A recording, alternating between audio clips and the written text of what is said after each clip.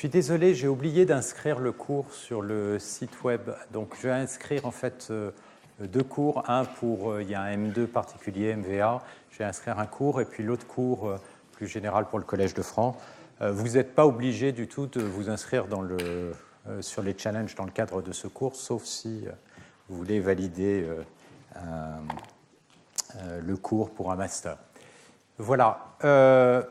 Donc, on va reprendre donc maintenant plus d'un point de vue, disons, de traitement du signal, de traitement de la donnée elle-même, c'est-à-dire de X de U. Et ce dont je vais parler au départ, c'est donc de la construction de représentations qui vont permettre de faire de la réduction de dimensionnalité. On verra cette notion de réduction de dimensionnalité, ça va être surtout dans un cadre linéaire. Et on va voir la notion de parcimonie dans le cadre non linéaire. Et je vais commencer de façon un peu générale, et ensuite on regardera spécifiquement le type de représentation qu'on peut utiliser. La chose importante de réaliser, c'est que cette étape de représentation qui consiste à essayer de réduire le nombre de variables du signal, elle est au cœur de toutes les applications de traitement de données. Que ce soit la compression, c'est assez évident, vous voulez représenter vos données avec moins de bits, il vous faut avoir moins de variables. Vous voulez débruiter, distinguer le signal par rapport au bruit. Typiquement, le bruit va être réparti partout dans l'espace. Si vous avez trouvé exactement où votre signal se concentre, vous allez pouvoir séparer les deux. C'est la même chose dans les problèmes inverses, c'est la même chose dans la plupart des problèmes. Donc ça, c'est l'étape clé de beaucoup d'algorithmes de traitement du signal. On va commencer par là, et on va notamment regarder des représentations dans une base. Donc, dans une base, on va prendre des bases orthonormales, ça va être plus facile. Donc, j'ai ma donnée qui est donc X de U, et je vais supposer ici que je suis en dimension D, donc U prend des valeurs. Et ce que je vais essayer, c'est de représenter X dans une base de mon espace euclidien RD avec une base orthonormale. Parce que ce sera plus facile d'avoir une base orthonormale. Comme je suis en dimension D, la base orthonormale, elle va avoir des vecteurs. D'accord ? Donc, ça va être une base, mais une base orthonormale. Alors, je vous rappelle ce que ça veut dire que la base est orthonormale. Ça veut dire que chacun des vecteurs sont orthogonaux, c'est-à-dire si je prends le produit scalaire entre un GM et un GM', eh bien ça, je vais l'écrire delta de M moins M', c'est-à-dire que ça vaut 1 si M égale M', et 0 sinon, si les deux vecteurs sont différents. Alors c'est quoi le produit scalaire, encore une fois, dans RD? Si vous avez deux vecteurs X et Z, le produit scalaire, c'est la somme sur U, sur les D variables, de la valeur de X fois la valeur de Z, complexe conjugué. Je vais me mettre dans un cadre complexe, donc C, ce qui me permettra d'avoir des bases complexes, et notamment pour les bases de Fourier qui ont des valeurs complexes. Et encore une fois, la norme, c'est tout simplement la norme euclidienne, c'est-à-dire la somme des coefficients au carré. OK. Alors, évidemment, si vous êtes dans une base orthonormale, ça veut dire que n'importe quel X peut se représenter dans la base comme une somme de tous les vecteurs de base, donc j'en ai D, et ce qui est pratique, donc quand vous avez une base, eh bien évidemment, vous avez des coefficients de décomposition qu'on peut écrire alpha m. Maintenant, évidemment, ce qui est pratique quand vous avez une base orthonormale, c'est que les coefficients de décomposition, eh bien, ils sont faciles à calculer. C'est tout simplement, et je vous laisse le vérifier, le produit scalaire entre X et les GM. D'accord ? Donc c'est comme ça. Encore une fois, le produit scalaire, je l'écrirai toujours avec ces crochets. Donc c'est comme ça qu'on décompose un vecteur dans une base orthonormale. Et donc, vous voyez qu'on fait en quelque sorte un changement de représentation, puisque là, je pars de X de U c'est-à-dire que je représente x par ses coordonnées x de 1, x de d, et là maintenant je représente x par le même nombre de coefficients, les produits scalaires, dans la nouvelle base. D'accord? Donc là, et évidemment, je peux revenir. Je n'ai rien gagné. La question qu'on va se poser, c'est est-ce qu'il y a vraiment besoin de garder tous ces coefficients? Est-ce qu'on peut trouver des bases où ces coefficients, ils sont quasiment tous nuls? Bon, en tout cas, il y en a beaucoup qui soient nuls. Et en particulier, quand on prend une approche linéaire, eh ben, on va ordonner les vecteurs de base de façon à ce que les derniers donnent les plus petits coefficients. Imaginez maintenant que je fasse une approximation avec simplement les m premiers coefficients dans la base.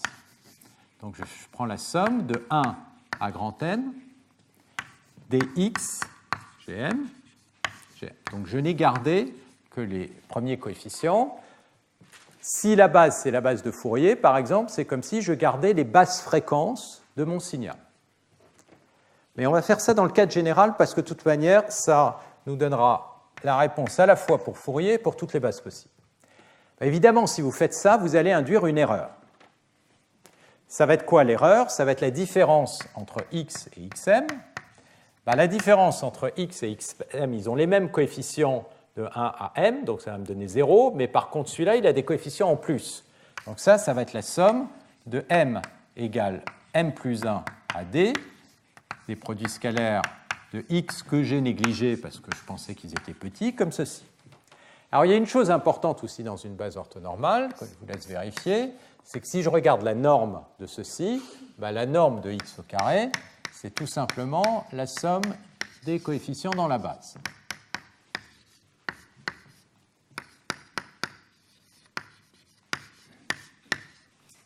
Donc, ça va être quoi la taille de l'erreur?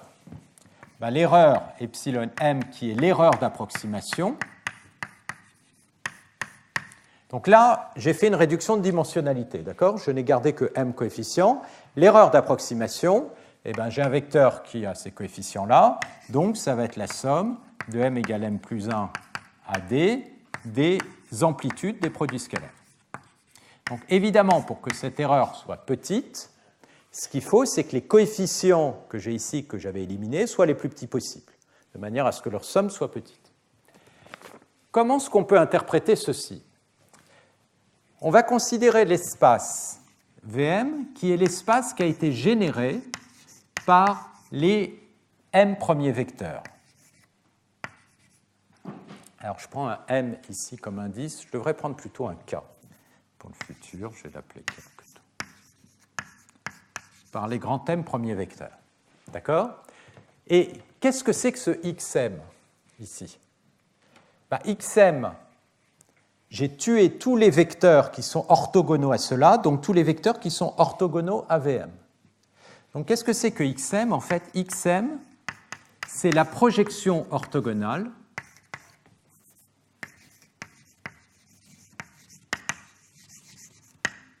de x dans Vm. Donc j'ai en quelque sorte un dessin. Imaginez que vous êtes en 3 dimensions, vous aviez une base orthonormale avec votre G1, G2, G3. D'accord? Un X se décompose dans cette base orthogonale quelconque. Et qu'est-ce que vous avez fait? Vous avez projeté dans cet espace en tuant cette composante. Et ça va être le XM. Donc c'est la projection orthogonale dans l'espace qui est généré par les quelques vecteurs que vous allez sélectionner.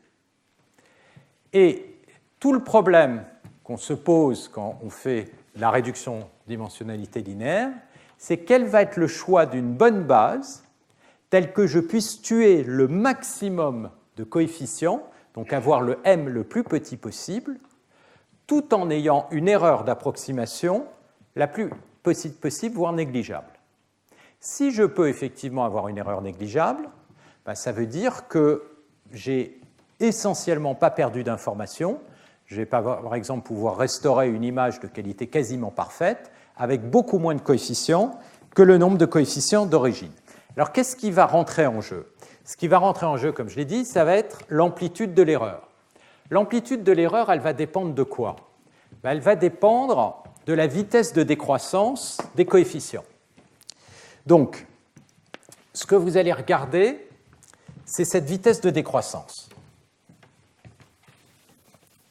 Donc, vous avez tous vos coefficients qui sont comme ceci avec les différents k. Je vais regarder le produit scalaire de x avec les gk en fonction de k. Et puis ce que vous espérez, c'est que les plus grands coefficients, ils sont surtout au début.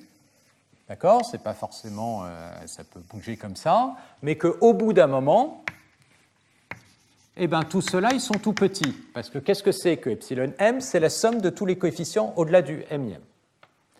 Qu'est-ce qu'on va regarder pour comprendre l'erreur d'approximation?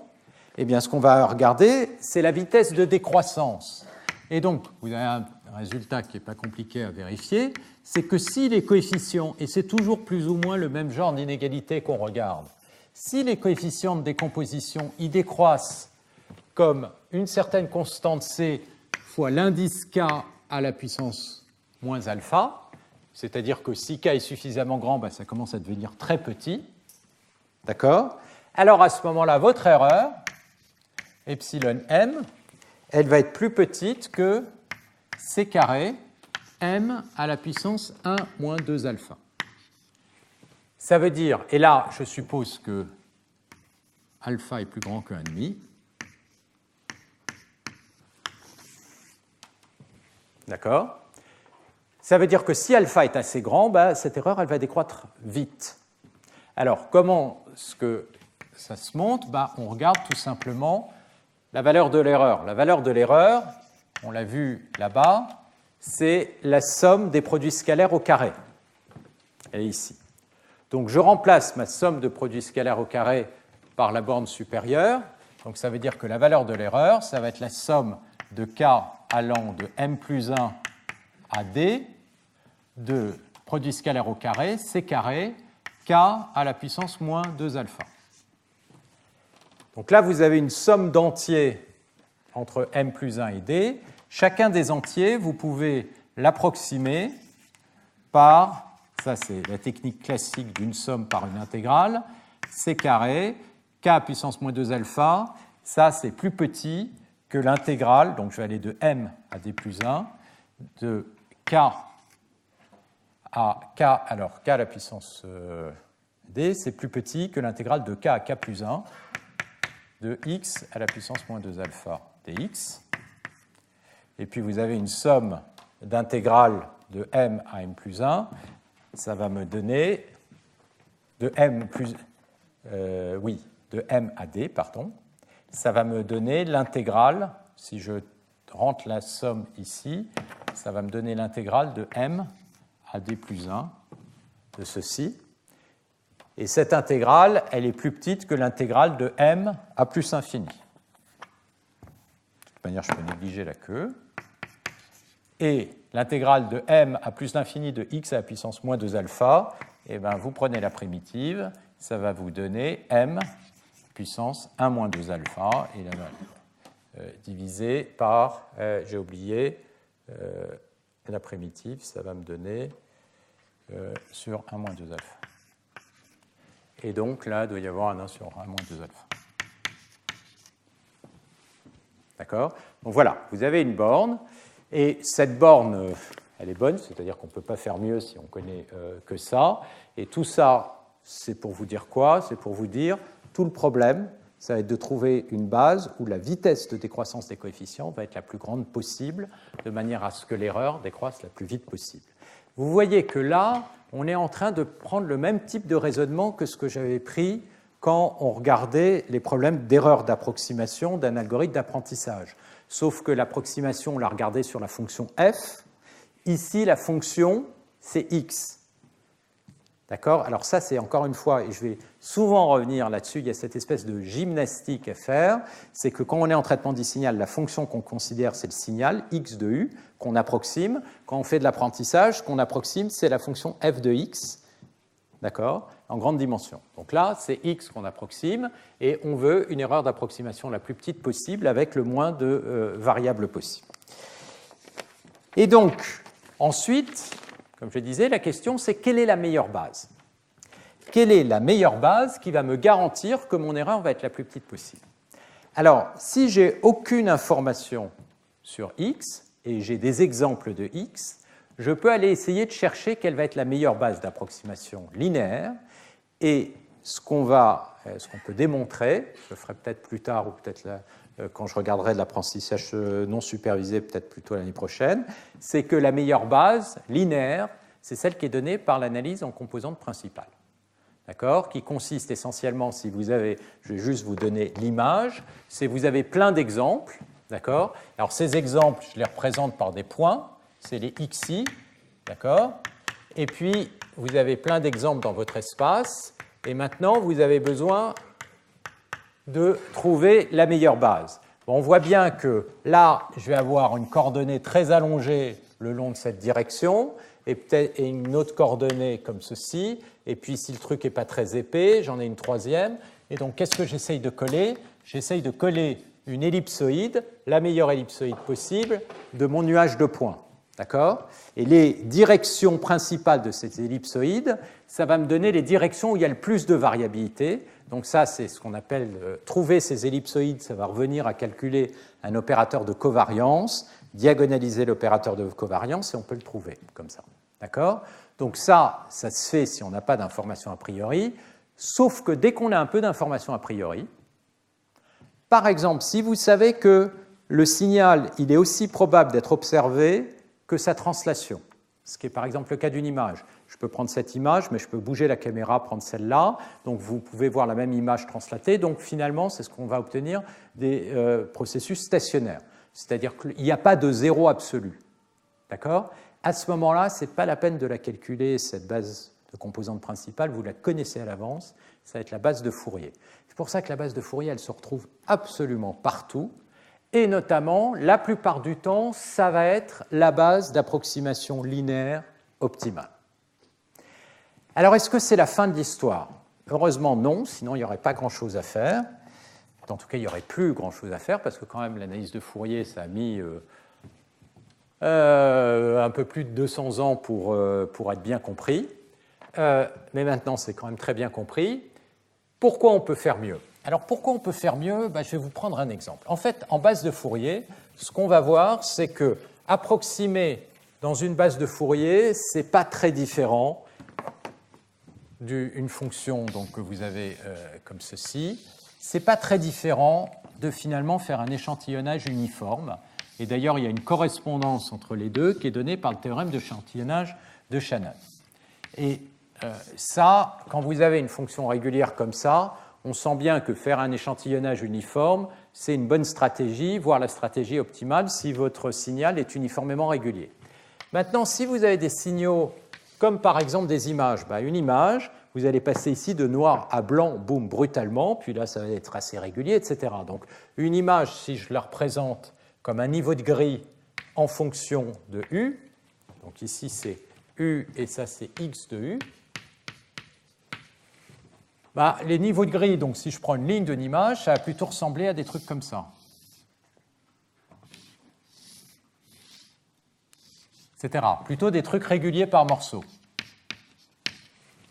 Alors maintenant, si vous essayez d'approximer ça avec un échantillonnage uniforme, donc un peu comme je l'ai fait ici, vous allez prendre des échantillons uniformément, comme ça.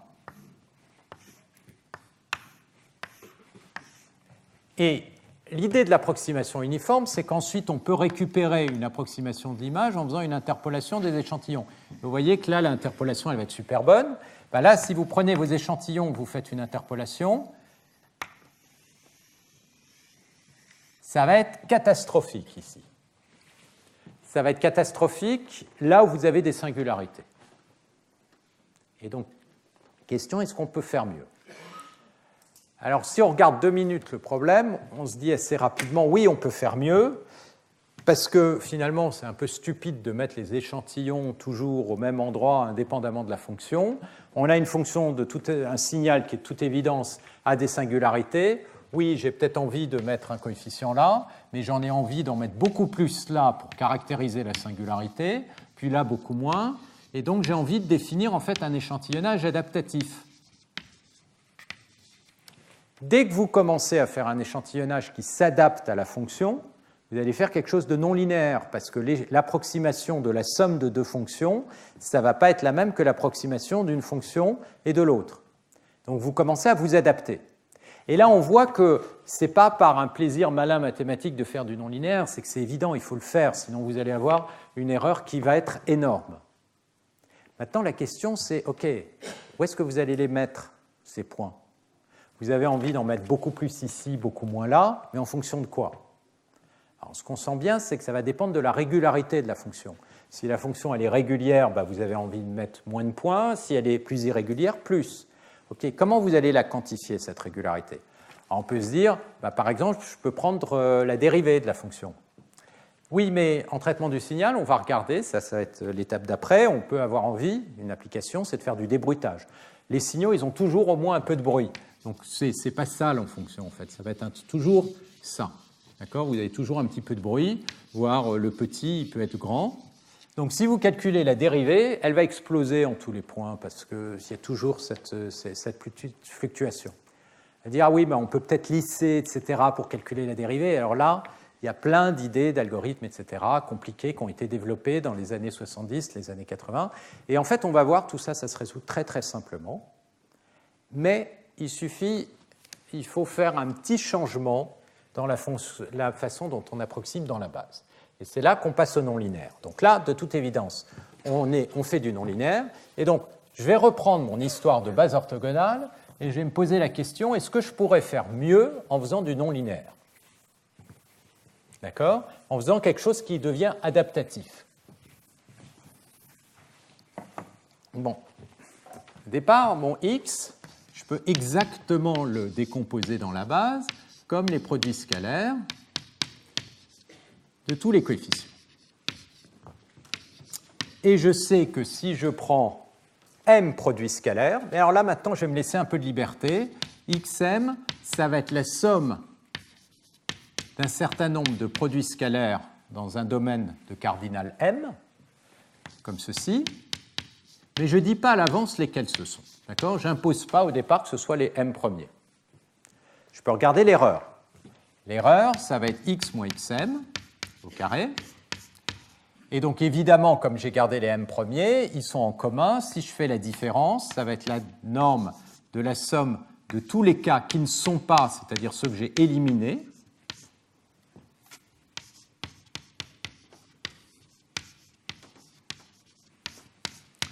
Et la somme d'un vecteur dans une base orthogonale, c'est la somme de ses coefficients. Donc c'est tout simplement la somme, autrement dit l'énergie, de tous les coefficients que j'ai éliminés.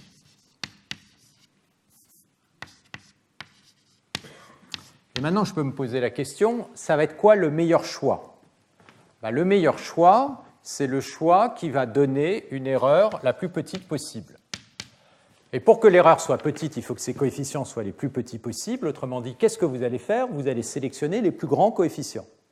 Donc, ce que vous allez tout simplement faire, c'est prendre pour IM, ça va être l'ensemble des index K, tels que les coefficients X produit scalaire avec GK sont les M plus grands. Autrement dit, ça revient à dire que vous avez trouvé un seuil et vous allez prendre tous les coefficients au-dessus d'un seuil qui va dépendre de m. Donc en fait, ce que vous avez fait, c'est quelque chose de différent. Vous avez des coefficients, mais en fait, vous ne savez pas très bien où est-ce qu'ils sont les grands et les petits coefficients. Il peut y en avoir des grands au départ, mais puis des petits, puis il peut y en avoir ici, je vais prendre leur valeur absolue, puis il peut y en avoir aussi ici, etc. Au lieu de dire, je garde bêtement les m premiers, ce qui est idiot parce qu'il y en a des grands ailleurs, donc je vais avoir une grande erreur. Ce que vous faites, c'est quelque chose de différent. Vous faites un seuil. Vous dites, moi, les coefficients que je vais garder, c'est tous ceux qui sont au-dessus du seuil Tm. Et je vais adapter le seuil de manière à ne garder que m coefficients à la fin. D'accord? Ça, c'est non linéaire, mais ça va être super rapide à faire. Vous décomposez dans la base, boum, vous les prenez. Et ce qu'on va voir, c'est que, en fait, faire ça dans une bonne base, ça va être exactement équivalent à calculer une approximation adaptative. Ça va revenir à mettre les points. Mais la beauté de la chose, c'est que vous allez voir que la sélection des coefficients, en fait, ça va revenir, l'amplitude des coefficients va être reliée à la régularité locale de la fonction. Donc, quand vous sélectionnez un grand coefficient, en fait, ça revient à dire qu'il y a quelque chose qui s'est passé, une singularité, donc je garde le coefficient. Quand vous éliminez les petits coefficients, c'est parce qu'ils correspondent à une zone régulière. Donc, éliminer les petits coefficients, c'est la même chose que choisir des échantillons qui sont très loin les uns des autres parce que la fonction est régulière. Et on va voir que ça se fait dans les bases d'ondelettes. Et donc, c'est pour ça que, et on va voir toutes ces idées de multi-échelle, c'est pour ça qu'au départ, ces bases sont apparues comme un outil difficilement contournable dans beaucoup de problèmes de traitement du signal, parce que c'est une façon de complètement s'adapter au signal et de réduire le nombre de coefficients, d'où les standards de compression JPEG 2000, etc. Mais ce qu'on va voir aussi, c'est que derrière, il y a toutes ces notions d'échelle qu'on va retrouver, y compris dans les aspects de classification. Donc, l'application qu'on va regarder cette année, ça va être celle du débruitage. Et il y aura en particulier, je crois, le 14 février, il me semble, la semaine prochaine, il n'y a pas cours, d'accord? Et donc, c'est la semaine d'après. Il y aura un exposé de Jean-Michel Morel qui vous fera un peu un état de l'art des techniques les plus avancées de débruitage. Mais avant, ce que je vais faire, c'est rentrer dans cette problématique de débruitage et pour essayer de faire un peu la base de tout ça. Donc, voilà. Donc ça, c'est la première idée importante. Du non-linéaire, c'est important dès que vous avez des choses qui ne sont pas uniformément régulières. Et ce n'est pas forcément compliqué, ça se fait avec du seuillage. Et on va le retrouver encore une fois dans les réseaux de neurones. Pourquoi? Parce qu'un neurone, ça a une fonction d'activation qui, avec le biais, permet de faire du seuillage. Et donc, ça implémente. Un neurone, c'est peut-être une petite fonction tout à fait élémentaire et simple, mais d'un autre côté, à cause de cette fonction non linéaire qui apparaît, eh bien, ça peut faire des choses qui deviennent très flexibles quand on les met toutes ensemble les unes avec les autres. Alors, pour rester sur le traitement du signal, on va regarder une application qui est évidemment très importante, qui sont les problèmes de débruitage. Et cette application, ça va être aussi l'occasion de retrouver ce problème de dilemme entre biais et variance, fluctuation aléatoire et le biais de modèle dans un contexte un peu plus simple que celui de l'apprentissage statistique. Et là, ce que je suis en train de faire, en fait, c'est vous montrer que au départ, il y avait ces trois grandes colonnes, ces trois types de problèmes en apparence très différents, traitement du signal, modélisation stochastique et apprentissage statistique. Ce que je vous avais dit, c'est qu'il y a un certain nombre de thèmes en commun qui parcourent, les problèmes de régularité, les problèmes de complexité. Et donc là, c'est ce qu'on va voir, c'est que cette notion de complexité, c'est-à-dire de dilemme entre biais et variance, on va le retrouver aussi bien en traitement du signal qu'on l'a vu apparaître dans le cas de l'apprentissage statistique. Alors, dans le cas du débruitage, quel est le problème? Les données x de u, on ne les récupère pas telles quelles, on les récupère avec l'addition d'un bruit, que j'ai appelé B de u. Donc, ce que j'ai, c'est des données contaminées. Et il y a beaucoup de façons de modéliser ce genre de choses. La manière dont je vais modéliser ici, c'est que je vais construire un modèle déterministe. Alors, ça peut paraître bizarre, mais je vais l'expliquer pourquoi. Je vais construire déterministe de x, alors que je vais utiliser un modèle aléatoire du bruit. Alors pourquoi? En fait, le bruit, ce n'est pas très compliqué. La plupart du temps, dans beaucoup de problèmes, le bruit de capteur, le bruit de transmission, Ça peut se modéliser avec des processus, par exemple du bruit gaussien quand vous avez du bruit électronique, vous pouvez avoir du bruit impulsionnel, mais on arrive assez bien à construire des modèles aléatoires de ça.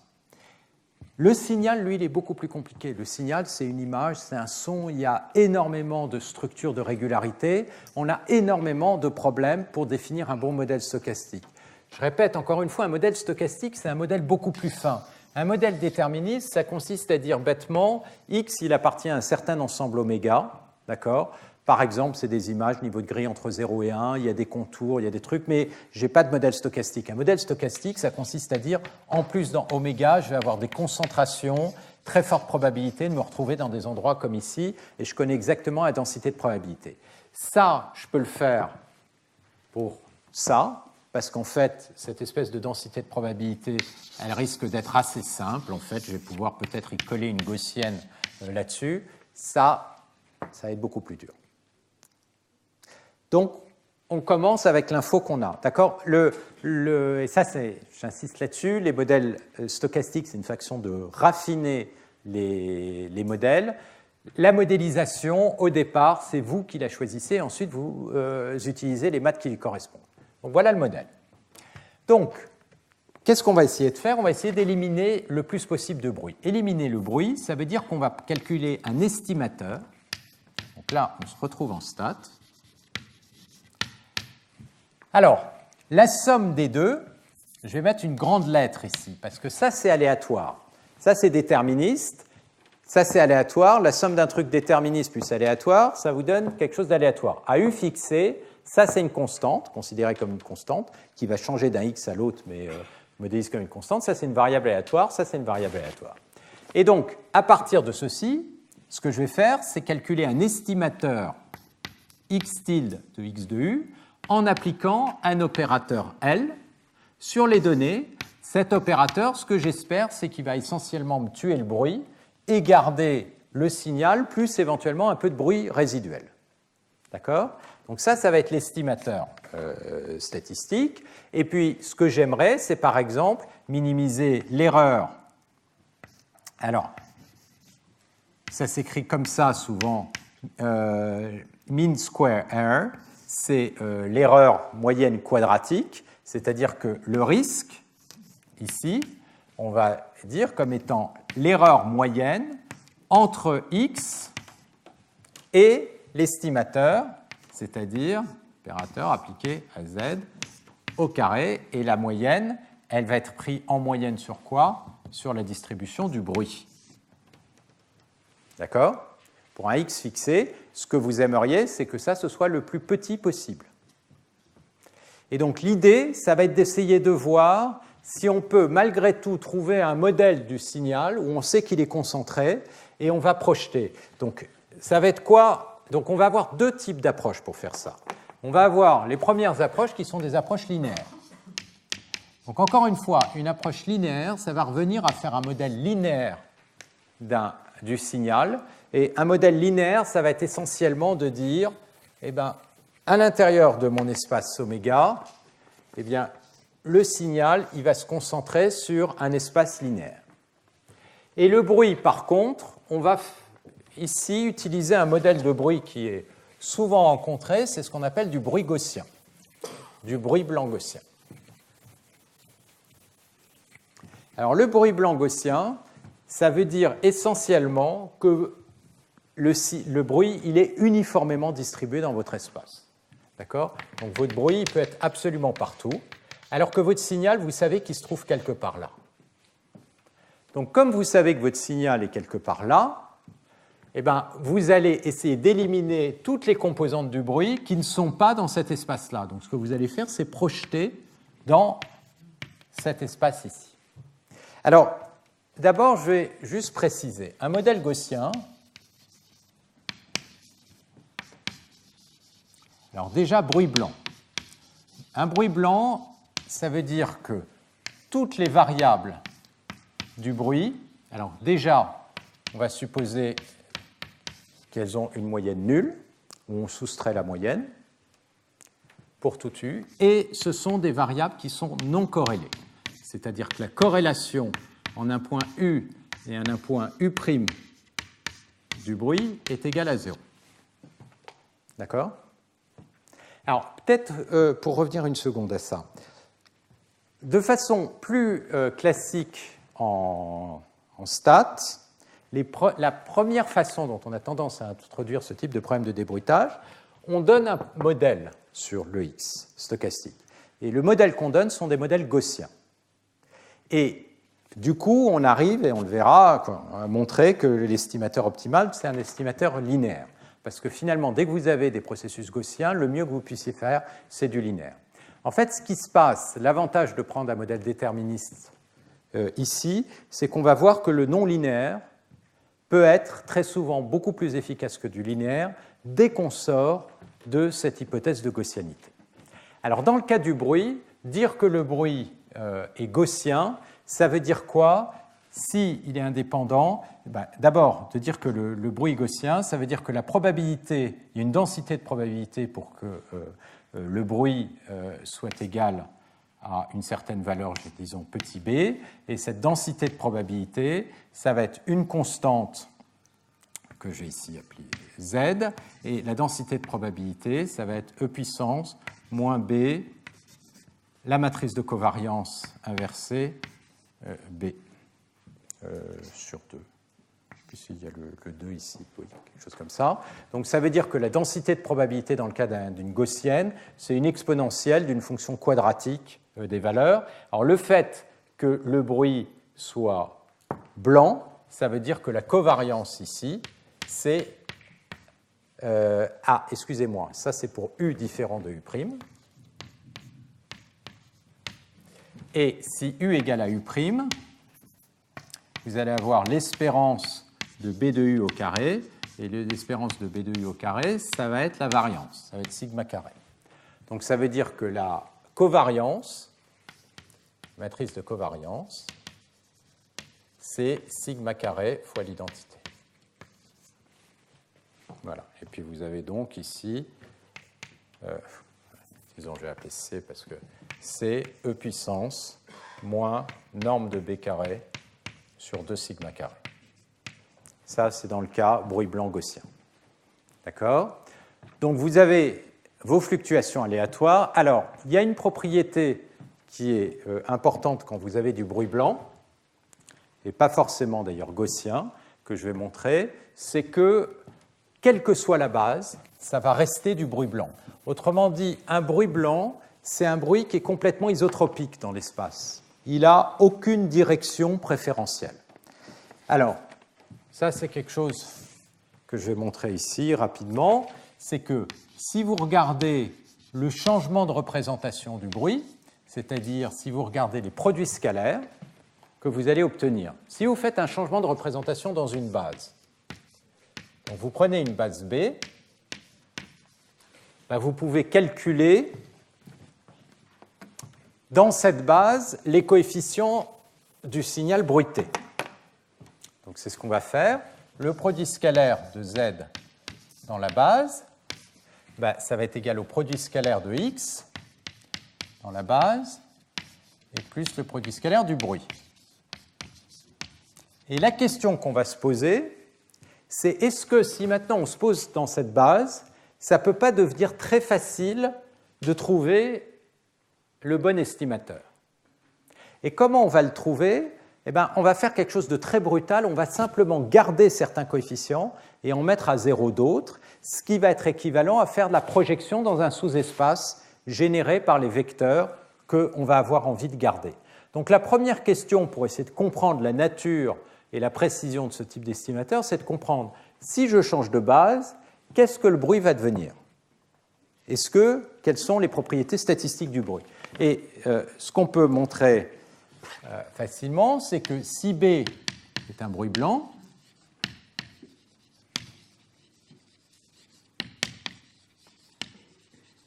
alors les produits scalaires entre B et GK, ça reste un bruit blanc. Ça veut dire quoi? Ça veut dire que l'espérance, la corrélation entre le produit scalaire en un K ou en un GK', eh ben, ça va être égal à sigma carré delta de k moins k'. Autrement dit, c'est 0. Alors, delta, la notation, ça veut dire que pour un k, un delta, c'est quelque chose qui vaut 1 en 0 et 0 ailleurs. Donc, delta de k moins k', ça vaut 0 si k différent de k'. J'utilise cette notation parce qu'on l'utilise beaucoup en traitement du signal. Donc, ça vaut 0. Les deux points sont non corrélés. Si k est différent de k', et si k égale à k', bah, ça me redonne la variance. Alors, comment est-ce qu'on montre ça? On le montre en calculant directement cette quantité. D'abord, c'est quoi B produit scalaire avec GK? B produit scalaire, ben, un produit scalaire, c'est la somme sur tous les U de la valeur du bruit, B de U, fois GK de U, éventuellement complexe conjugué. D'accord? Donc ça, c'est une variable aléatoire. D'accord? Parce que B de U, c'est des variables aléatoires, et ça, c'est des constantes. Donc, c'est des combinaisons linéaires de variables aléatoires. Alors, si B est gaussien, vous avez une combinaison linéaire de variables aléatoires gaussiennes, ça reste gaussien. Donc, quand vous allez faire un changement de base, vous regardez quelque chose de gaussien. Si vous partez de quelque chose de gaussien. Maintenant, si vous faites cette espérance, ça va être l'espérance de la somme sur U, d'accord, de B de U, GK de U. Alors là, normalement, excusez-moi, il faut que je rajoute des complexes conjugués. Si, je me suis mis en réel. Hein. Non, si je suis en complexe, à chaque fois, il faut que je mette des complexes conjugués. Si je suis en réel, je peux les oublier. Donc là, j'ai mis complexe conjugué, je vais continuer. Et puis ensuite, ce produit scalaire ici, ça va être la somme de U'. Et ça va être donc B de U', mais là, j'ai le complexe conjugué. Donc, je vais avoir le complexe conjugué ici. Et je vais avoir le G de K' qui était complexe conjugué et recomplexe conjugué, donc ça disparaît. On obtient ceci. Et maintenant, les sommes. J'ai un produit de somme, donc c'est comme si je faisais une somme sur les deux variables jointes, avec le produit de tous les U et U'. Et l'espérance d'une somme, c'est la même chose que la somme des espérances. Donc je vais avoir la somme sur U et U', des GK de U, GK',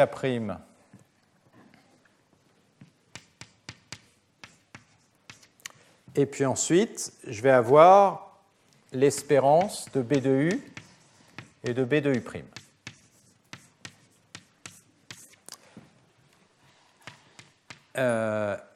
Mais l'espérance de B de U fois de B de U', comme j'ai un bruit blanc, ça c'est sigma carré delta de U moins U'. Autrement dit, ça c'est 0, sauf si U est égal à U'. Si U est égal à U', la double somme, ça va devenir une simple somme. Et ce que je vais obtenir ici, du coup, ça va être sigma carré, somme sur U de G de K et G de K'. Autrement dit, je vais obtenir le produit scalaire de G de K et de G de K'. Et comme le produit scalaire de G de K et de G de K', c'est égal à 1 si K est égal à K' et 0 sinon, eh bien j'obtiens cette inégalité-là. D'accord? Donc ça consiste juste à exprimer chacun des produits scalaires. Vous exprimez chacun des produits scalaires, ça c'est le premier, ça c'est le deuxième. Vous séparez les parties qui sont des coefficients déterministes. Eh bien, les coefficients déterministes, vous pouvez les sortir de l'espérance. Et les coefficients stochastiques, ben, c'est eux que vous allez calculer quand vous allez calculer l'espérance par rapport à B. Et quand vous avez une espérance d'un produit, ça vous donne la covariance. Et comme c'est un bruit blanc, eh bien, je l'ai dit, la covariance, elle va valoir 0, sauf si U est égal à U'. Et si U est égal à U', vous récupérez somme des GK de U, GK de U', c'est-à-dire ça, c'est une base orthogonale. Donc, ces calculs, leur difficulté, c'est juste de voir qu'est-ce qui est aléatoire et qu'est-ce qui n'est pas aléatoire. Autrement dit, quand vous calculez une moyenne, c'est une moyenne par rapport à quoi? Et c'est pour ça que j'ai insisté au départ, X ici, il est déterministe, ça c'est stochastique, les moyennes, c'est des moyennes par rapport au bruit qu'on va calculer. Le bruit, lui, par contre, quelle que soit la représentation, ça reste un bruit blanc. Alors, la conséquence de ça, c'est que quand on va regarder maintenant un estimateur très simple, qui va être l'estimateur par débruitage, en faisant une projection linéaire qui va exactement correspondre au type d'approximation qu'on a utilisé juste précédemment. C'est-à-dire, les types d'approximation qu'on avait utilisés précédemment, ça consistait à calculer des projections dans des espaces VM de X qui consistaient tout simplement à ne garder, donc c'est des opérateurs linéaires, que les m premiers composantes du vecteur. D'accord ? Et maintenant, on va se poser la question, si pour L, je prends cet opérateur-là, autrement dit, x tilde, ça va être la projection de m dans Z. Encore une fois, pourquoi ce n'est pas idiot de faire ça? Parce que si j'ai un bon modèle linéaire de mon signal, c'est-à-dire je sais que mon signal il reste là-dedans, et que j'ai rajouté du bruit qui me sort de ce domaine, eh bien, j'ai intérêt à projeter, c'est-à-dire d'utiliser l'information a priori qui est le signal est là-dedans, débruiter en reprojetant là où je sais que mon signal est censé aller. Donc, c'est ce que je suis en train de faire. Je sais que ça, c'est un bon modèle à une erreur epsilon m qui est petite, donc je vais prendre mon signal bruité et le projeter là-dedans. Et la question maintenant que je me pose, c'est la différence entre le vrai x et ça. Et la proposition suivante, elle va la calculer, cette différence. Et donc, ça, c'est le risque. Donc, le risque, ça va être la différence entre le vrai x et la projection dans cet espace VM du bruit, du signal bruité, pardon. Et l'espérance, c'est par rapport à toutes les valeurs que prend le bruit. Et bien, ce risque, il va se décomposer en deux parties. D'accord ? La première partie, ça va être le terme d'erreur d'approximation. Et on va retrouver la même chose, c'est-à-dire ce dilemme entre biais et bruit. C'est-à-dire c'est l'erreur que je fais en approximant x par un modèle qui dit x reste dans l'espace linéaire. Et le deuxième terme, ça va être le terme de fluctuation. C'est la partie du bruit qui reste à l'intérieur. Et cette partie du bruit, on va voir, c'est m fois sigma carré. Donc ça va être le risque. Ça, c'est très semblable à ce résultat que j'avais donné sur l'apprentissage supervisé. Il y avait deux termes. Il y avait un terme de biais, c'est-à-dire un terme d'approximation ici, et puis il y avait un terme qui était le terme de fluctuation. Et le terme de fluctuation, on a vu qu'on pouvait le contrôler avec le log de la taille des classes de fonctions qui permettaient de faire ce calcul d'apprentissage. Et on a vu que le log de h, c'était en fait proportionnel à m, le nombre de paramètres. Donc on voit apparaître la même chose. La différence ici, c'est que le risque, je ne le calcule pas en probabilité, c'est-à-dire je ne suis pas en train de dire avec forte probabilité la valeur elle est au-dessous d'un certain epsilon. Là, j'ai la possibilité de le calculer en moyenne. Donc ça, c'est ce qu'on appelle vraiment le terme de biais, et ça, c'est le terme de variance. Donc on a une erreur qui est en fait un terme de variance, et ça, c'est ce qu'on appelle le terme de biais. Alors, je vais le montrer. Ça se montre véritablement en une ligne.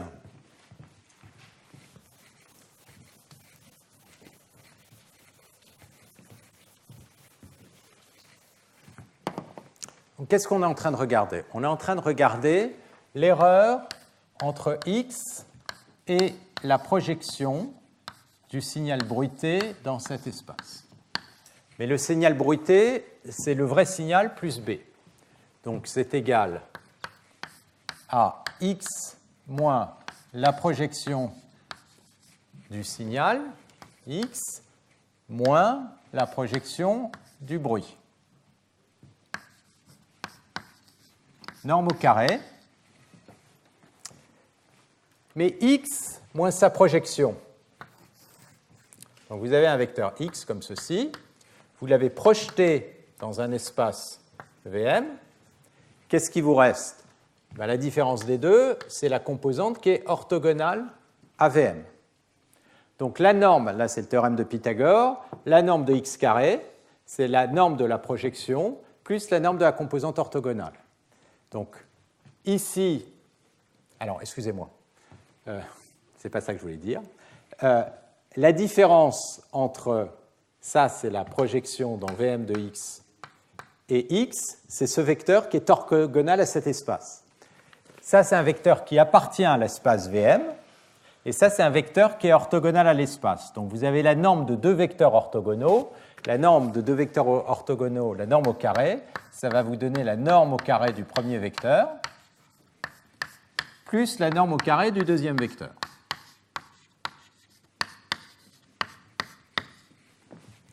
Si maintenant vous prenez l'espérance, donc tout ceci en moyenne, vous rajoutez l'espérance,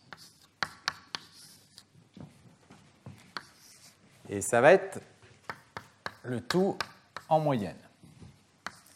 Mais la moyenne, encore une fois, vous la calculez par rapport à quoi? Par rapport à la fluctuation du bruit.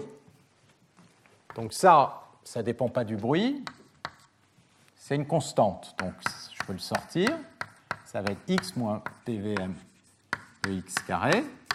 Et puis maintenant, ce qui vous reste, c'est la projection du bruit dans VM. OK, donc on va calculer ça. C'est quoi la projection du bruit dans VM? Ben, les projections du bruit dans VM, ça consiste à prendre le bruit. Alors, ça, et ne garder que les m premières composantes du bruit. Alors, je voudrais juste insister peut-être là-dessus pour que ce soit clair.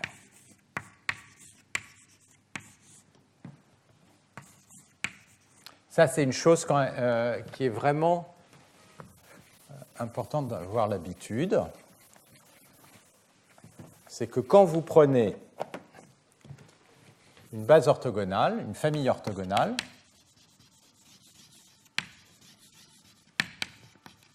d'accord, des GK, si vous définissez un espace qui est généré par une sous-famille,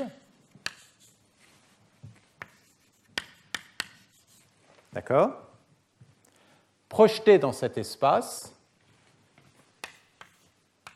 je l'ai déjà dit mais je réinsiste, consiste tout simplement à ne garder que les coefficients de décomposition dans les m premiers vecteurs de la base. Donc je fais ça pour le bruit, ça consiste à garder ceci. La norme au carré de cette quantité, eh ben, vous voyez, c'est pour ça que c'est facile quand on est dans une base orthogonale, tout est facile, les normes et tout est facile à calculer. La norme au carré, c'est la somme des coefficients au carré. L'espérance de la norme, ça va être la somme des espérances des coefficients au carré. Mais la proposition que je viens d'effacer, je n'aurais pas dû effacer, que j'ai démontré tout à l'heure, c'est que l'espérance du produit scalaire au carré, c'est sigma carré. Donc chacun de ces coefficients, si j'ai du bruit blanc, ça va être sigma carré. J'en ai m, ça me donne m sigma carré. Donc, ce qu'on voit, c'est qu'en fait, le risque, c'est bien la somme de deux composantes. C'est l'erreur de modèle quand j'ai modélisé x par sa projection dans mon espace, plus la fluctuation du bruit. Et la fluctuation du bruit, il en reste, parce que le bruit projeté là-dedans, j'ai toujours m variables libres, c'est chacun des produits scalaires. Et chacune de ces variables libres, ça produit une variance de sigma carré. Et comme j'en ai m, la variance totale, ça va être m sigma carré. Et donc ça, c'est ma fluctuation totale. Et donc maintenant, comment on peut régler ce biais entre cet équilibre entre biais et variance? Si vous vous souvenez, vous avez dit, quand on fait de l'apprentissage, mais d'une manière générale, quand on a un problème de biais-variance, il va falloir régler les deux. La variable ici que j'ai en main, c'est le m. Je peux garder plus ou moins de coefficients dans ma base. C'est-à-dire que quand j'ai fait l'estimateur, j'ai projeté dans la base, donc j'ai gardé les m premiers coefficients. Si m est grand, je garde beaucoup de coefficients. Du coup, je vais avoir une petite erreur de modèle. Mais par contre, je vais avoir une grosse erreur de bruit. Si m est petit, je vais avoir une toute petite erreur de bruit, mais potentiellement, je peux avoir une grosse erreur de modèle. C'est la même chose. C'est l'équivalent, d'une certaine manière, de mon log en grande dimension de h, ici, sauf que là, on travaille en basse dimension, mais j'ai ça va être le terme de biais, c'est-à-dire l'erreur que je vais essayer de contrôler. Et ça, si vous vous souvenez, c'est l'erreur d'approximation en grande dimension, c'était le risque de F1, d'accord ? Et puis de l'autre côté, je vais avoir le m sigma carré. Alors là, il est un peu plus simple, hein, ça va être une droite, c'est m sigma carré. Et puis je vais prendre le moment où je croise les deux. Et donc le bon m, ça va être à peu près celui-là, celui pour lequel les deux se croisent. D'accord ? Et c'est comme ça que vous allez fixer. Donc évidemment, où est-ce que ça va se croiser ? Ben, ça dépend de la vitesse de décroissance. Si vous avez un très bon modèle d'approximation linéaire, ça va se croiser vite. Alors, imaginez que votre signal soit régulier. Le signal est régulier, alors je vais me mettre plutôt au milieu. J'aurais sans doute dû commencer par là.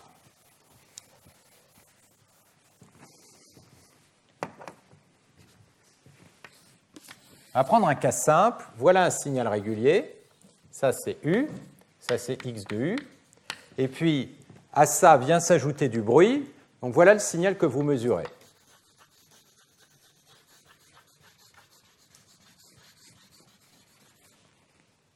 D'accord ? Et maintenant, vous avez un problème de débruitage, vous devez enlever le bruit. Donc, vous avez envie de calculer une estimation à partir de ça. Donc là, on regarde ce problème. Vous n'avez jamais fait de maths, jamais de traitement du signal. Vous pouvez quand même voir ce qu'on a envie de faire. Le signal sous-jacent, il est régulier. Vous avez une fluctuation. Ce qu'on a envie de faire, c'est de moyenner le signal. C'est de moyenner le signal plus bruit. Et si on moyenne sur un domaine de ce style, eh ben, les fluctuations du bruit, elles vont être considérablement atténuées. La moyenne du signal, comme le signal ne varie pas trop, ça ne va pas trop bouger, et vous allez obtenir une espèce de courbe comme ça qui va fluctuer autour des valeurs. D'accord ? Donc là, vous avez fait du moyennage.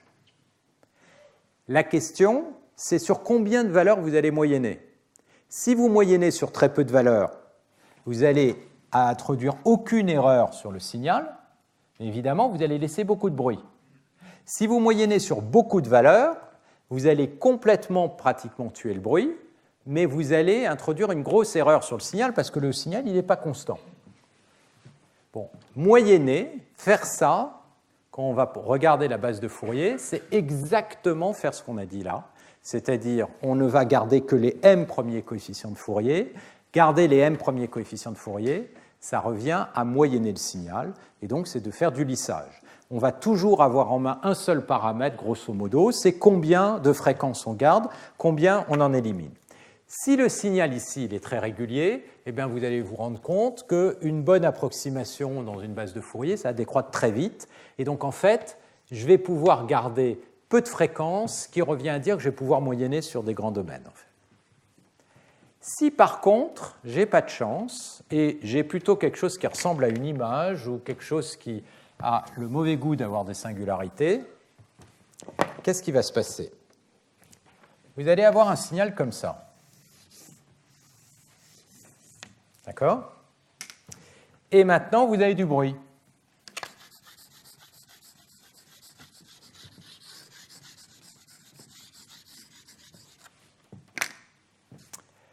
Et si vous appliquez le même type de stratégie, c'est-à-dire que vous essayez de moyenner, vous allez voir que en fait, votre problème, c'est qu'il n'y aura aucun bon moyennage. Soit vous moyennez pas mal, et à ce moment-là, tout va se passer bien ici, mais là, ça va super mal se passer parce que vous allez complètement régulariser votre signal, vous allez perdre toutes les discontinuités. Dans le cas d'une image, vous le verrez, ça revient à prendre une image, la moyenner, vous allez avoir une image floue. Alors certes, l'image floue n'aura plus de bruit, mais elle n'aura plus de haute fréquence, vous ne verrez plus grand-chose. Ou vous verrez une image beaucoup trop lisse. D'un autre côté, si vous ne moyennez pas beaucoup, eh ben vous allez vous retrouver avec un truc comme ça. Alors certes, vous allez mettre moins d'erreurs ici, vous allez, on verra, garder de hautes fréquences, mais vous allez garder plein d'erreurs ici. Et donc évidemment, ce qu'on aimerait, c'est faire un peu le meilleur des deux mondes.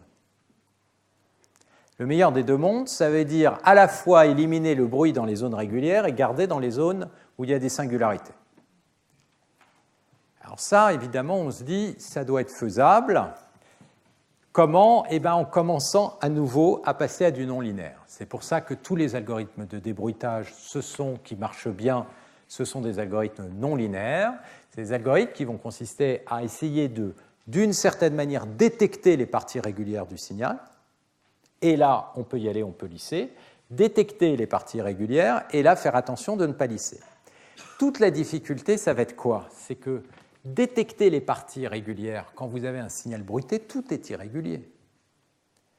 Donc en fait, il va falloir détecter des parties régulières, mais qui ne sont pas des parties régulières du type les parties régulières du bruit. Et donc les distinguer. Alors, comment on va pouvoir... Alors ça paraît super compliqué. En fait, il y a une manière de le faire, et je vais terminer là-dessus, qui est très simple, quand on se place dans ce cadre-là. C'est exactement l'équivalent de ce que j'avais décrit tout à l'heure pour l'approximation non linéaire de fonctions. La façon de faire, c'est de dire, mais en fait, ce que j'ai fait précédemment, qui consistait à faire une projection sur les m premiers vecteurs de ma base, c'est pas très malin.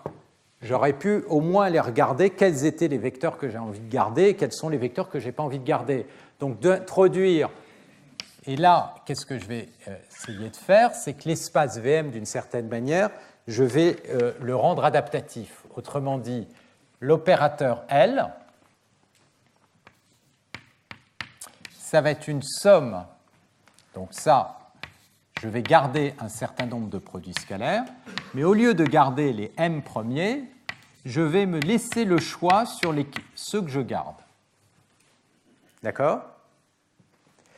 Donc je vais décider quels sont les coefficients que j'ai envie de garder et quels sont les coefficients que je n'ai pas envie de garder. Si je pense à mes produits scalaires, x, produit scalaire avec gk, s'il est parcimonieux, j'ai quelques grands coefficients comme ça, puis j'en ai des tout petits, puis j'en ai d'autres qui se baladent quelque part par là, puis des petits, puis des grands. D'accord? Ça, c'est les coefficients de x, produit scalaire avec gk. Maintenant, le bruit.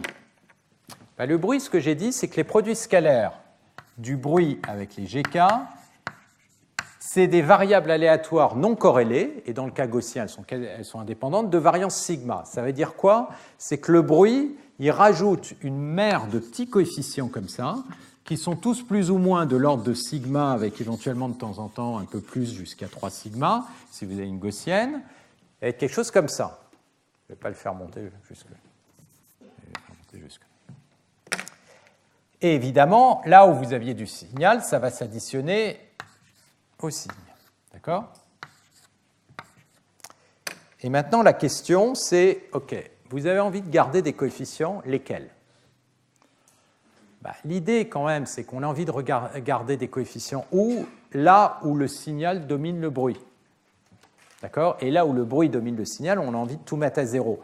Donc, qu'est-ce qu'on a envie de faire? C'est finalement, comme le bruit, il est de l'ordre de sigma, on a envie de faire un espèce de seuil comme ça, et dire, tant que je suis au-dessous du seuil, je mets tout à zéro, et quand je suis au-dessus du seuil, je garde. Parce que là, on va garder les coefficients, on a un bon rapport signal sur bruit. L'idée, c'est que le seuil, grosso modo, qu'on va prendre, ça va être de l'ordre du maximum que les coefficients du bruit peuvent atteindre.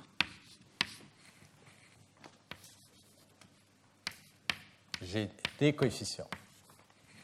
Alors, dans le cas d'un gaussien, ça, on peut montrer que ça va être de l'ordre de sigma, le maximum, la déviation standard, mais 2 racines de log d. Il y a une composante qui dépend de la dimension, parce qu'une gaussienne, c'est une distribution de probabilité qui décroît certes exponentiellement, mais qui n'est pas limité, ça c'est le sigma. Donc si vous avez beaucoup de points, vous avez des chances pour qu'il y ait un point dans la queue de distribution, donc que parmi ces d coefficients, il y en ait un peu plus grand, et le maximum, avec une probabilité quasiment de l'ordre de 1 que vous allez observer, il est de l'ordre de sigma racine de 2 log d à un terme log-log.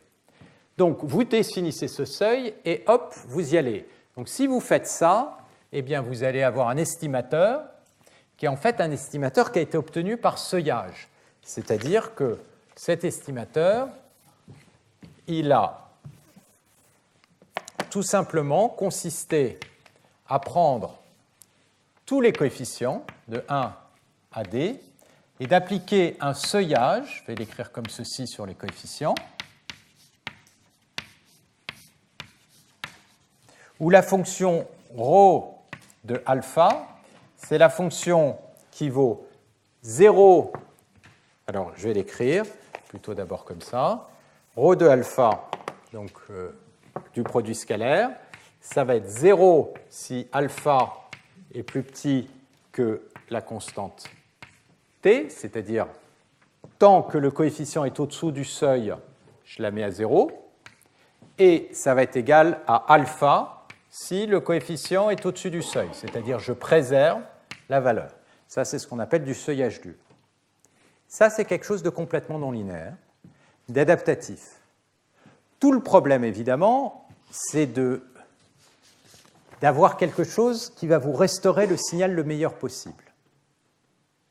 À quelles conditions est-ce que vous allez obtenir quelque chose de proche du signal d'origine?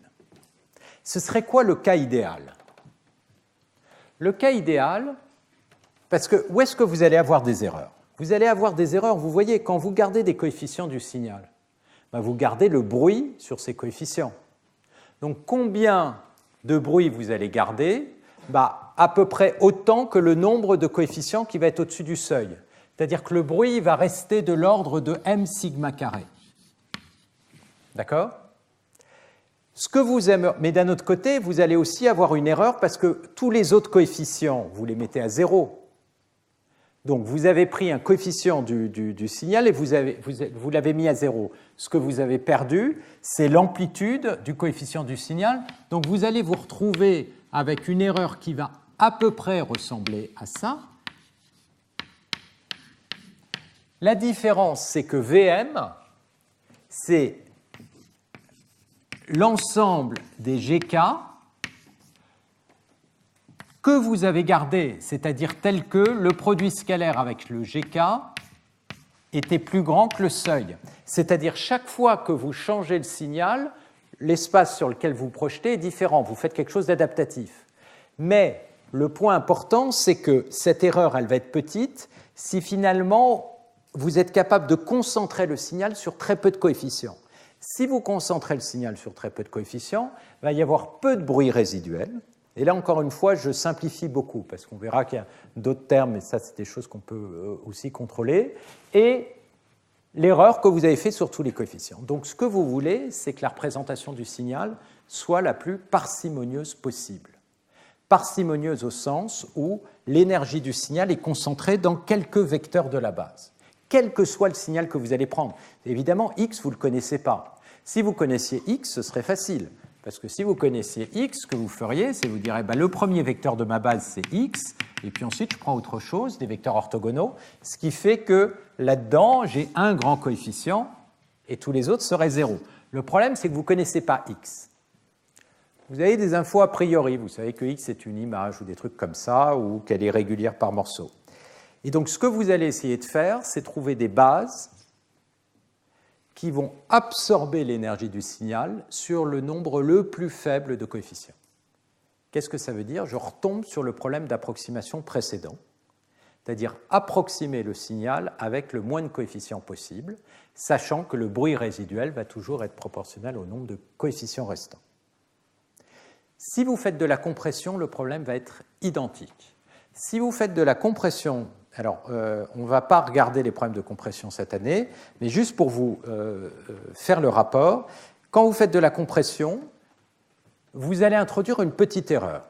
une petite distorsion. Vous prenez votre signal, vous voulez le représenter avec le moins de bits possible. Mais vous acceptez d'avoir une petite erreur. Évidemment, si on vous donne très peu de bits, vous n'allez pas pouvoir reconstruire le bon signal, mais une approximation la plus fidèle possible. Donc, c'est un peu comme dans le débruitage, vous avez une distorsion et le paramètre que vous avez en main, c'est le nombre de bits. Si vous gardez beaucoup de coefficients, alors il vous faudra beaucoup de bits. En fait, le nombre de bits, on peut le montrer, est à peu près proportionnel au nombre de coefficients qu'on garde. Mais l'erreur, elle va dépendre de l'énergie de tous les coefficients que vous avez mis à 0. Et donc, la fonction que vous allez devoir optimiser, c'est à peu près la même que celle-là. C'est-à-dire, c'est d'un côté, vous voulez avoir le moins de coefficients possible de manière à minimiser le nombre de bits, et de l'autre côté, vous voulez avoir une erreur qui est la plus petite possible. Et donc, systématiquement, on retombe sur le même genre de dilemme entre biais et complexité. Et on retrouve ça dans tous ces problèmes. Et comme je l'ai dit, la difficulté, elle est là. C'est le terme d'approximation. Celui-là, il est toujours plus ou moins fixé. Ça, c'est la fluctuation. C'est comment trouver ici la bonne base pour que tout décroisse très vite. Donc, la fois prochaine, on va revenir sur la partie linéaire et on va essayer de regarder quelle est la meilleure base. Et la meilleure base, ça va être la base de Fourier dans énormément de cas. Et on va voir pourquoi. Il y aura dans la deuxième partie donc la présentation de Jean-Michel Morel. Et puis la fois d'après, probablement, on va regarder les ondelettes. Il y aura dans la deuxième partie les présentations sur les challenges. Puis ensuite, je reviendrai sur l'apprentissage supervisé et les SVM et le tout début des réseaux de neurones. Voilà. On va s'arrêter là. Je vous remercie.